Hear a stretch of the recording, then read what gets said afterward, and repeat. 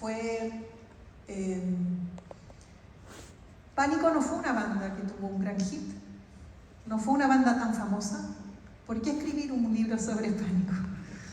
Parecía una pregunta capciosa o mala onda quizás, pero me dejó pensando que es precisamente por eso que yo quería escribir un libro sobre Pánico. Y yo quisiera que conversáramos un poco sobre cómo se ha contado el rock chileno de los 90, donde por demasiado tiempo, creo yo, había un relato un tanto hegemónico en torno a que el rock chileno de los 90 fue el rock de la ley y de los tres, ¿no? Y que era esa la marca estética, profesional, que marcó a la década, sin darle crédito, no a bandas que merecían más o menos fama, no se trata de eso. Se trata de maneras de trabajar que en ese momento quizás no se reconocían como influyentes o importantes y que con el paso del tiempo queda en evidencia que era por donde había que avanzar, que por ahí iba la mano, ¿no? Que iba la mano por el lado de la independencia, de una gestión particular con los medios, porque uno no podía despreciar a los medios de comunicación si finalmente era esa gestión la que te iba a permitir darte vuelta. A mí me sorprende que todavía esté esa idea, ¿no? Como que el rock chileno de los 90 ya está contado o ya hay un relato oficial. A mí me interesaba mucho no desacreditarlo, porque por supuesto que tenemos respeto por lo que alcanzaron la ley y los tres, ¿no? Pero sí que ya es hora de comenzar a contar lo otro, que no sé si llamarlo independiente, no sé si llamarlo proto-independiente, porque ustedes de alguna manera estaban ensayando fórmulas que se iban a masificar mucho tiempo después, pero quizás conversar un poco sobre eso. Yo espero que en el libro se note, porque es algo que a mí me motivaba al momento de escribir, pero cómo lo sienten en su propia experiencia. Yo creo que ustedes también tienen esa impresión de que el Chile de los 90 no es exactamente como se suele contar, ¿no? Sí, o sea, que hubo la historia más evidente que finalmente se rigió por ventas, y porque finalmente fueron artistas que vendían mucho y que tenían, que le hablaban en el fondo como a un cierto Chile, y eso funcionaba. Pero que eran grupos que nosotros cuando llegamos a Santiago, los tres, bueno, creo que tenemos más o menos la misma edad, o un poco más, tendrá un año más, pero nosotros encontrábamos que los tres eran un grupo de viejos y lo encontrábamos terrible, antiguo. Y nosotros cuando llegamos queríamos hacer algo contemporáneo, y que creo que en ese momento Pánico, si hubiese tocado en cualquier otro país, digamos, donde se escucha rock, hubiese funcionado porque, o sea, ocupábamos códigos estéticos que eran los que estaban en ese momento como en el avant-garde, un poco, por decirlo de esa forma. Y claro, entonces como que los tres y los tetas parecían, los tres y el otro grupo, la ley. No me olvidar de Beto Cuevas. Parecían grupos como de los años 80, así como algo medio... Entonces creo que nosotros en ese sentido rompimos esquemas, porque llegamos con una visión mucho más moderna y contemporánea de la música, y también mucho más arte, porque como decías tú, creo que Pánico nunca fue un grupo de hits. Hoy día lo es, curiosamente, porque la gente como finalmente convirtió en hits temas que no eran hits, pero que nunca Pánico compuso música que se reconoce como música radial, vamos a decir. Entonces como que no respetábamos ningún esquema, ¿verdad? O sea, como los temas duraban 1 minuto y medio y después como duraban larguísimos y con introducciones súper largas o súper cortas. O sea, como que nunca funcionaba para la radio, pero que tampoco nunca fue realmente el tema. O sea, yo creo que como que no nos interesaba tanto eso, más bien nos interesaba como la propuesta, y la propuesta solamente podía hacerse en un comienzo de forma independiente. Luego, cuando ya había salido el primer EP, y que en el fondo el proyecto se acababa con ese EP, o sea, nosotros con la Caro veníamos a eso, y lo que pasa es que después, o sea, Pánico cuando lo montamos, antes mismo de que fuera montado Pánico, siempre tuvimos la idea de hacer algo corto, y no teníamos la intención intención de venir a vivir a Chile. Bueno, eso también, sí, es importante en el libro esto de presentar a una banda que nacía como un proyecto de propuesta muy puntual, no necesariamente cancionística. Aquí no se trataba de elaborar un cancionero, promocionarlo, era como... La idea era instalar una idea estética y una idea de propuesta transgresora en muchos sentidos, que en algún momento Caro y Edu me decían, podría haber sido una película, podría haber sido una oficina de diseño, podría haber sido otra cosa, y terminó siendo una banda. Pero son las ideas en torno a esa banda las que importan. Sí, antes de venir a Chile, o sea, de hecho, yo nunca pensé que mi vida, o la Caro, que íbamos a estar haciendo música. Yo pensaba más que iba a estar como en el cine, porque me interesaba mucho eso. Caro estaba también con otros proyectos. Pero finalmente como que nos gustaba la música y entendemos que a través de la música podemos hacer como algo muy directo y que tiene una resonancia inmediata con el público.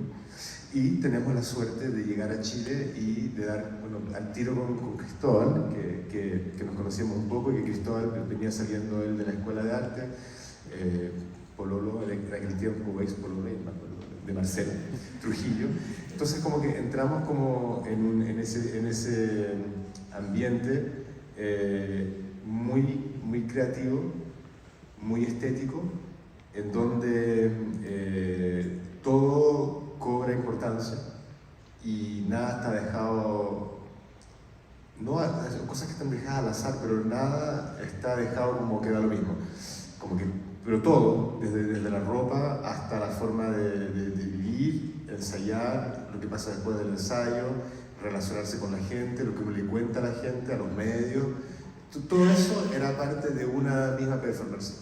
Lo entendíamos, no era completamente asumido necesariamente al comienzo o consciente, pero sí había una implicación muy fuerte de todos en ese trabajo, sí, que fue el comienzo de Pánico. ¿Se escucha o no? Sí. Igual yo creo una cosa que eso sucedió en Chile, y yo creo que es importante destacar que no sé si habría podido pasar lo mismo en otra parte en esta época. Es que la época en la cual llegamos en Chile es fundamental dentro de la creación de Pánico y de lo que pudimos hacer también acá.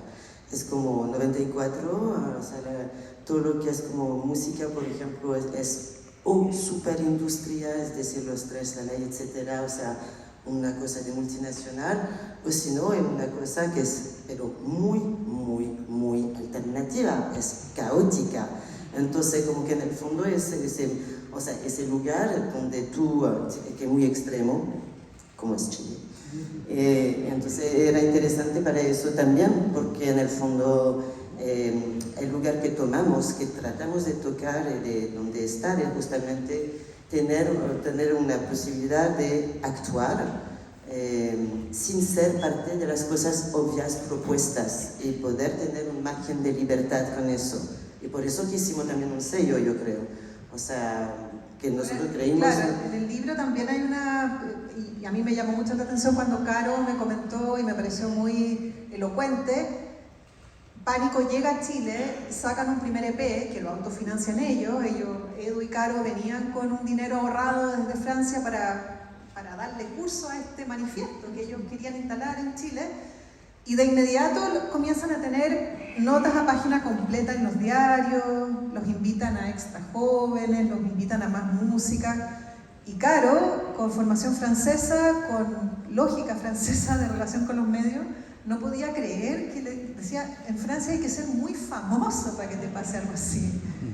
Entonces, es interesante esto como de haber detectado la ingenuidad del Chile de transición también, ¿no? De este Chile que estaba como que había tantas ganas de que pasaran las cosas, de que tampoco iban a aplicar mucho filtro, iban a cubrirlo todo. Eso al final fue un arma de doble filo para los mismos medios.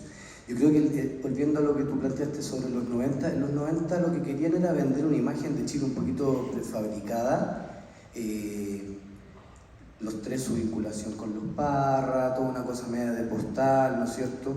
Y ver qué cosas se podía como presentar como este país nuevo, moderno, y ahí entrábamos nosotros. pero lo que fuimos a hacer desde dentro no era en absoluto lo que ellos esperaban. Y así fue que duró poco nuestra vinculación con la prensa oficial hegemónica, que estaba en pocas manos, tal como sigue estando ahora, pero en una época sin internet. Hoy día tienen el contrapeso de internet y en ese tiempo el contrapeso eran revistas pequeñitas que no eran un real contrapeso, pero es ahí donde se fue un poco escribiendo la historia de la banda, después que los medios oficiales nos expulsaron, por Pero decirlo así. ¿qué menos esperaba? Yo estoy muy orgullosa, en el libro pudimos tener fotos de cosas que no están en YouTube, como la aparición en Más Música censurada, con Edu vestido de novia, que fue un traje de novia que encontró en la sección de vestuario del canal ese mismo momento. Tú ibas con otra ropa. Sí, bueno, otro no tenemos ejemplo una foto acá, pero eso no se encuentra porque finalmente Sí. cuando les avisaron que no la iban a pasar, les regalaron el VHS y de ahí sacamos las imágenes. Sí, Carmen Luz Parot, que producía el programa. No, claro, fue otro ejemplo de los desastres que les pasaban a Pánico, pero en el fondo llegamos, era para TV UC, ¿cómo se llama? Canal Católico. Canal 3. Y, no sé, pues teníamos que grabar a las 2 de la tarde y nos citaron como muy temprano, y nosotros llegamos temprano y claro, estábamos ahí aburridos, y de repente alguien nos dice, ¿quieren visitar? Y entonces como que nos dicen, tenemos un piso de puros trajes para las telenovelas. ¿En serio? Ah, vamos. Y entonces como que, y ahí partimos, entonces todo Pánico, que era uno revoltoso, y ahí llegamos a ese lugar increíble que era como, no sé, 4 veces este lugar con ropa y ropa. Entonces, bueno, finalmente nos prestan ropa y dicen, no, pueden ocupar la ropa que quieran. Entonces, como que claro, Cristóbal se vistió de pirata, creo que la Carolina de Ingalls. Y ahí está ese vestido de novia maravilloso. Y Que además te calzó perfectamente. A mí siempre me gustó vestirme de mujer y de novia en particular. Y entonces lo encontraba maravilloso. ¿Me lo puedo poner? Y dicen, sí. Ah, bacán. Entonces llegamos. Pero después, claro, estábamos en la época en que a nosotros nos encantaba tocar desafinado, porque como estábamos sacando como un disco que se llama Canciones para aprender a cantar, donde el propósito es como sacar música como desafinada, así como No fire. Claro, como música que era música muy poco escuchable, de cierta forma. Y entonces estábamos en la época en que desafinábamos la guitarra, entonces como que empezamos a tocar los temas y estos temas sonan terriblemente desafinados. Y todos vestidos con estos vestidos, con calor más encima que están en las camas, entonces estamos sudando. Y claro, se vio horrible en la pantalla. Se te corría la pintura. Claro. Y entonces decidieron no pasarlo. O sea, claramente no quisieron pasarlo.